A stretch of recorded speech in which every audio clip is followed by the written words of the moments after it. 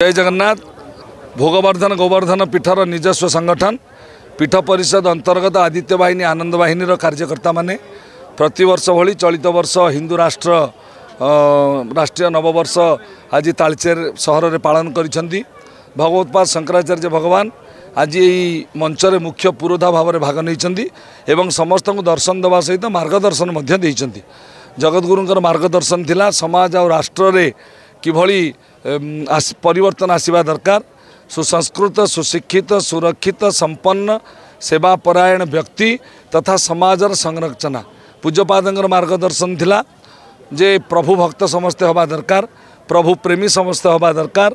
समस्ते निज प्रारब्ध अनुजाई निजर दायित्व एवं कर्तव्यर निर्वाहक हवा दरकार।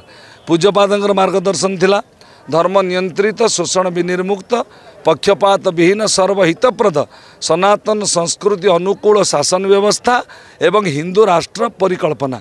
जेहेतु भारत गणतंत्र राष्ट्र खूब शीघ्र भारत गणतंत्र मुखिया माने चाहे केंद्रीय शासन तंत्र प्रांतीय शासन तंत्र संघीय व्यवस्था रे निज निज स्तर रे भारत को हिंदू राष्ट्र भाव में घोषणा करंतु एवं निकटरे मध्य भारतर आखपाख देश भूटान नेपाल इत्यादि सेमाने मध्य बद्धपरिकर भारत हिंदू राष्ट्र घोषित हेले सेमाने मध्य निज राष्ट्र को हिंदू राष्ट्र घोषित करिवे।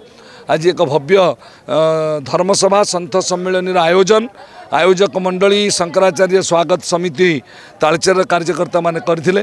गणमाध्यम प्रतिनिधि माने आग्रहर सहित कार्यक्रम को सफल करने आपण मैंने सहयोग कर आपणक माध्यम आपको निश्चित कृतज्ञतापूर्वक धन्यवाद देवी। जेते धन्यवाद देले भी कम हम कारण गत 2 मास तले इंग्राजी नववर्ष जो कार्यक्रम स्थगित रहिला से समय आपण मैंने कौन नकारात्मक विषय को सामना को आनी नहांती एवं आज कार्यक्रम सफल है जनजन ने आपण मैंने छापा गणमाध्यम वैद्युतिक गणमाध्यम एवं सामाजिक गणमाध्यम यही खबर को पहुँचाई पार्थिबा कारण समस्त राष्ट्रीय नववर्ष अभिनंदन शुभेच्छा।